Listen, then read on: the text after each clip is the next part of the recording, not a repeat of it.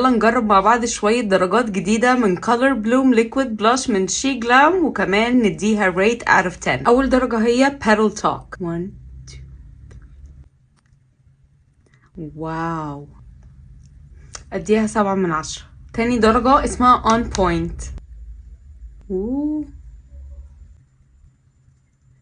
Gorgeous، أديها 10/10. Birthday Suit. واو خطيرة، 9/10. هش هش